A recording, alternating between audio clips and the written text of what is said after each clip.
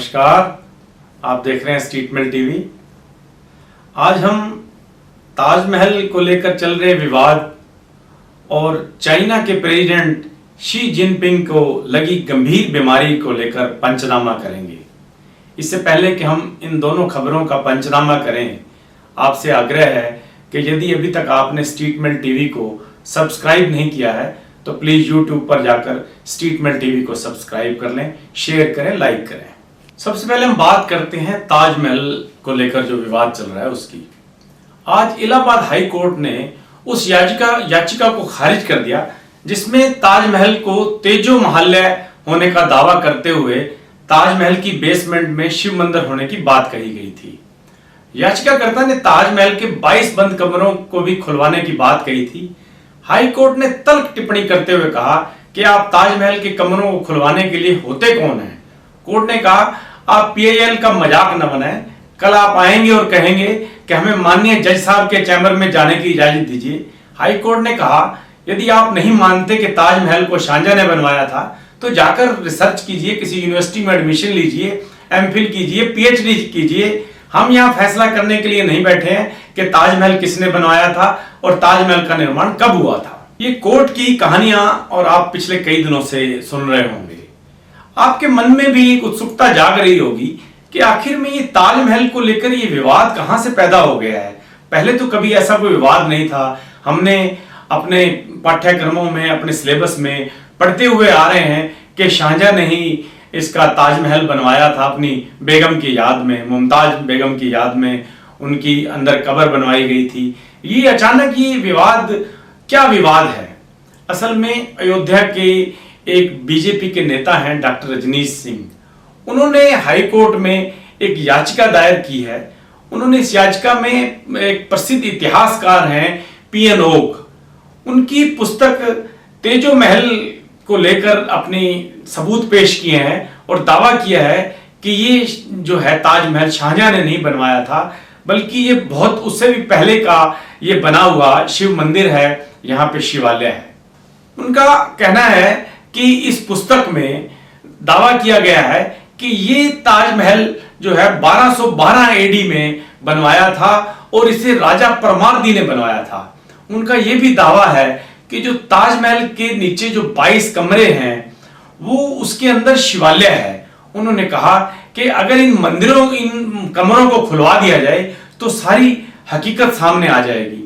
आपको भी जानकर हैरानी होगी कि ताजमहल के नीचे 22 कमरे जो बने हुए हैं वो 88 ईयर्स से 88 वर्षों से बंद हैं। आखिरी बार इनको अंग्रेजों के समय खोला गया था। आर्कियोलॉजिकल सर्वे ऑफ इंडिया ने इसे खोला था और उसके बाद बंद कर दिया गया था। डॉक्टर रजनीश का दावा है कि यदि ये कमरे खोल दिए जाएं तो साफ हो जाएगा कि ये शिवालय है या नहीं है। उनका दावा है कि यहाँ पे शिव मंदिर था जिसका नाम तेजो महल्य था। याचिकाकर्ता का दावा था कि किसी भी मुगल कोर्ट के पेपर में ताजमहल का कोई जिक्र नहीं है। कहीं पे भी कहीं कोई प्लेट नहीं लगी है जिसमें इस बात का जिक्र हो कि शाहजहां ने ताजमहल बनवाया था। आमतौर पे आप देखते होंगे कि जगह जगह लाट लगी होती हैं।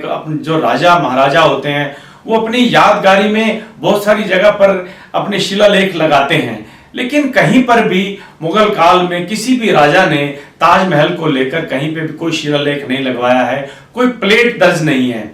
उनका कहना है कि इससे साबित होता है कि ऐसा वहां पे ताजमहल शाहजहां ने नहीं बनवाया था। उन्होंने एक और तर्क दिया है। उन्होंने एक लेटर दिखाया है जिसमें उन्होंने कहा है कि ये लेटर औरंगजेब ने शाहजहां को लिखा था, जिसमें कहा था कि ताजमहल की इमारत जर्जर हो गई है। और डॉक्टर रजनीश का कहना है कि 1632 में शाहजहां ने अगर ताजमहल बनवाया था तो ये 1652 का ये लेटर है। क्या 30 साल में ही ताजमहल की इमारत जर्जर हो गई थी? उनका कहना है कि इसका मतलब गड़बड़ है। ये ताजमहल बहुत पुराना बना हुआ है और ये कभी मंदिर था और बाद में शाहजहां ने इस पे कब्जा करके इसके डोम पे जो है ऊपर से डोम बाद में बनवाया गया और मंदिर को ताजमहल का रूप दिया गया। उनका ये कहना है कि जो इंडिया में जितने भी मुस्लिम लोग हैं वो इंडिया की पैदाइश नहीं है, बल्कि सभी इन्वेडर थे। जितने मुस्लिम लोग हैं वो बाहर से आए थे और मुगलों ने बाद में आकर जितने मंदिर थे उन मंदिरों का उनके पिलर वही रह गए, उनके नीचे बेस वही रह गया, ऊपर का डोम चेंज किया है। उनका ये दावा है कि यहां पर पहले शिवालय था और ऊपर का डोम चेंज करके किशनगढ़ और मकराना से सेम मार्बल मंगवाकर इस मंदिर को ताजमहल का रूप दिया गया है। असल में इस सारे विवाद के पीछे मशहूर इतिहासकार पीएन ओक की एक पुस्तक है Taj Mahal the truth story. P N Oak ने 1989 में ये पुस्तक लॉन्च की थी। उसमें जो ताजमहल को लेकर जो बातें लिखी गई हैं उससे विवाद आगे बढ़ता चला आ रहा है। पीएन ओक जो हैं पहले ब्रिटिश सोल्जर थे, ब्रिटिश की सेना में काम करते थे, बाद में वो लेखक हो गए और उन्होंने कई किताबें लिखी। वो इंदौर के रहने वाले थे। जो ये पुस्तक उन्होंने लिखी ताजमहल द ट्रुथ स्टोरी, उसमें उन्होंने लिखा कि ये ताजमहल जो है ये 1155 एडी में इसका निर्माण हुआ था, ना कि 1632 में। उन्होंने यह भी लिखा कि जो आर्कियोलॉजिकल सर्वे ऑफ इंडिया है इस हकीकत को जानता है, क्योंकि उसने इन कमरों को खोलकर देखा है जिसमें उन्हें ताजमहल की सारी हकीकत पता है। आपको बता दें कि वर्ष 2000 में पीएन ओक ने भी सुप्रीम कोर्ट में एक याचिका दायर की थी जिसमें उन्होंने कहा था कि ताजमहल का निर्माण हिंदू राजा ने किया है, ना कि किसी मुस्लिम राजा ने किया है। लेकिन सुप्रीम कोर्ट ने तब भी उनकी याचिका को रद्द कर दिया था और आज एक बार फिर इलाहाबाद हाई कोर्ट में इस याचिका को रद्द कर दिया गया है। एक दलील इसको लेकर और भी है। उसमें यह कहा गया है कि शाहजहां ने, जयपुर के राजा मान सिंह थे, उनसे एक हवेली ली थी और उसके बदले में राजस्थान में उनको 4 हवेलियां दी गई थी। 4 हवेलियों का तो जिक्र है कि राजा मान सिंह को कौन सी हवेली दी गई थी, लेकिन शाहजहां ने कौन सी हवेली ली थी इसका जिक्र नहीं है। जो इतिहासकार हैं उनका मानना है कि राजा मान सिंह से ये हवेली उन्होंने ली थी, जिसको बाद में ताज महल का नाम दिया गया। अब आपको मन में एक विचार आ रहा होगा, भाई अगर इतना ही डिस्प्यूट इतने टाइम से चला आ रहा है तो हम इसके कमरों को खोल क्यों नहीं लेते, खोल के देख लें कि असलियत क्या है। अगर नीचे कोई शिवालय है तो पता चल जाएगा। असल में एक पेच है इस सारे मामले में। जो ये ताजमहल है ये यूनेस्को की हेरिटेज साइट है। अगर आप यूनेस्को की हेरिटेज साइट में कुछ चेंज करना चाहते हैं तो उसके लिए पहले आपको यूनेस्को की परमिशन लेनी पड़ेगी। फिर आपके मन में आ रहा होगा परमिशन की क्या जरूरत है, हमारे देश में ताजमहल है, हम खोल सकते हैं। हाँ, आप खोल सकते हो, आप यूनेस्को की परमिशन के बगैर खोल सकते हो। लेकिन एक बात याद रख लीजिए कि अगर आपने यूनेस्को की परमिशन के बगैर कुछ छेड़छाड़ की तो यूनेस्को इसे अपने हेरिटेज साइट से हटा देगा। फिर आपको वो टूरिस्ट नहीं मिलेगा जो यूनेस्को की हेरिटेज साइट देख के चलते हैं, जो ये वहां से अपने बुक में पढ़ते हैं कि यूनेस्को की इंडिया में कौन कौन सी हेरिटेज साइट हैं ताकि हम विजिट करें।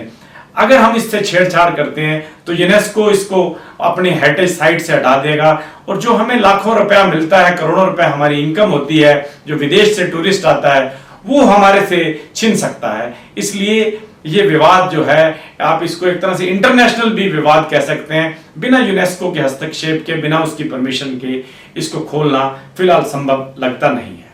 दूसरी एक बड़ी खबर पर चर्चा करने वाले हैं। भारत जिसको अपना मुख्य दुश्मन मानता है, नंबर 1 दुश्मन मानता है, और बाकी दुनिया भी उसे विस्तारवादी मान के चल रही है, उस देश चाइना के जो प्रेसिडेंट हैं शी जिनपिंग, उसको लेकर एक बड़ी खबर आ रही है। चीन के जो राष्ट्रपति हैं उनके बारे में कहा जा रहा है कि उन्हें सेरेब्रल एन्यूरिज्म नामक एक बीमारी है। ये बड़ी गंभीर बीमारी है जिससे उनको लेकर तरह तरह की चर्चाएं चल रही हैं। इस बीमारी के चलते ही शी जिनपिंग जो हैं 21 महीनों से अपने देश से बाहर नहीं गए हैं। आखिरी टाइम में वो म्यांमार में देखे गए थे, म्यांमार की जो महिला राष्ट्रपति है उसके साथ देखे गए थे। उसके बाद ब्रिक्स सम्मेलन हुआ, उन्होंने ब्रिक्स सम्मेलन भी छोड़ दिया, किसी प्रोग्राम में वो नजर नहीं आते हैं।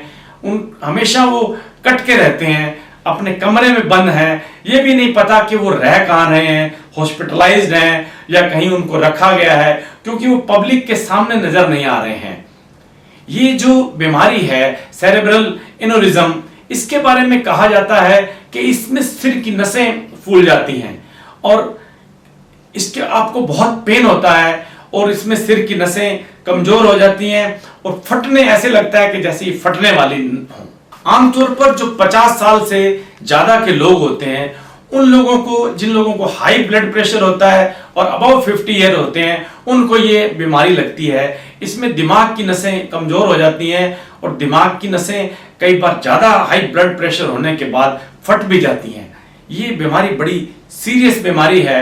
बेशक दुनिया इसको बड़े गौर से देख रही है कि ये क्या होगा, इसमें कैसे होगा, क्या करेंगे राष्ट्रपति, वहां की जनता क्या फैसला करेगी, वहां की फौज क्या फैसला करेगी, ये अलग बात है। हम इस बीमारी को समझने की कोशिश करते हैं। आज हमारे बीच में न्यूरोसर्जन, फतेहाबाद के जाने माने न्यूरोसर्जन डॉक्टर चेतन वधवा है। हम उनसे जानते हैं कि ये बीमारी क्या है और इसका क्या इलाज है। सेरिब्रल एन्यूरिज्म जो है, इसमें जो दिमाग की खून की नसें होती हैं उसमें कमजोरी के कारण गुब्बारा बन जाता है, और जब इससे खून का रिसाव होता है तो उस कंडीशन में मरीज को अत्यधिक जोर सिर का दर्द होता है। ये एक हिसाब से, जिसको हम आम भाषा में कहें तो जो हमारे टायर की ट्यूब होती है वो कमज़ोर होकर एक जगह से फूल जाए और वहाँ से लीक होना शुरू हो जाए। तो दिमाग में भी वो जब खून की नस लीक होने लग जाए तो उसको अमेरिज्म कहते हैं। इसका इलाज दो तरीके से होता है। जब ये लीक होना शुरू हो जाए तो हम एंजियोग्राफी के, दिमाग की नसों की एंजियोग्राफी करके इसको डिटेक्ट करते हैं। वह इसका इलाज फिर एक तो जो आम ऑपरेशन जिसमें दिमाग की हड्डी हटा के किया जाता है वो होता है, या फिर हम इसमें जो दूसरी तरीका कॉइलिंग, जिसमें हम छल्ले डाल सकते हैं, उसकी तरह जिस जगह से वो खून की नस कमज़ोर है वहाँ पे छल्ले भर दिया जाता है। ये बीमारी ऐसी है कि जिसको दिमाग की सबसे गंभीर बीमारियों में से एक कहा जाएगा। इसका जैसे ही पता लगता है हमें, उसी तो हम इसका इलाज शुरू कर देना चाहिए। कुछ मरीज इसमें चल के भी आ रहे होते हैं, कुछ मरीज इस रिसाव के साथ बेहोश भी आते हैं। तो ये एक तरह की सीरियस कंडीशन है कि जिसका जैसे ही हमें पता लगे उसी टाइम हमें इसका इलाज शुरू कर देना चाहिए। शी जिनपिंग की इस बीमारी के बारे में समझा है, आपको भी शायद पता हो, लगा होगा इस बीमारी के बारे में। हम आपको जाते जाते एक और बात बताएं कि जो चर्चाएं आ रही हैं, जो रूस के राष्ट्रपति हैं व्लादिमीर पुतिन, वो भी कह रहे हैं कि किसी सीरियस बीमारी से जूझ रहे हैं, और इधर से जो नॉर्थ कोरिया के राष्ट्रपति हैं किम जोंग, वो भी किसी खास बीमारी से जूझ रहे हैं। जितने ये तानाशाह टाइप लोग हैं, इन्हें देखिए कोई ना कोई खास बीमारी है और कह ये रहे हैं कि सभी बीमारियां तनाव से जुड़ी हुई हैं। इनका क्या असर होगा अब ये भी नहीं कह सकते। कुछ लोग तो कह रहे हैं कि अमेरिका की एक कोई साजिश है, अमेरिका का प्रयास है कि वो चाइना और रशिया के राष्ट्रपति उस बीमारियों से जूझ रहे हैं। ये इत्तेफाक भी हो सकता है कि जो देश के, कुछ देशों के जो तानाशाह टाइप के राजा हैं या राष्ट्रपति हैं, उनको ऐसी बीमारियां लगी हैं। ये आने वाला समय बताएगा कि इस पूरे मामले में क्या सच्चाई है। फिलहाल तो हम आपको कोशिश थी कि आपको इस बीमारी के बारे में बता सकें। फिर मिलेंगे किसी नई खबर के पंचनामा के साथ, तब तक के लिए नमस्कार।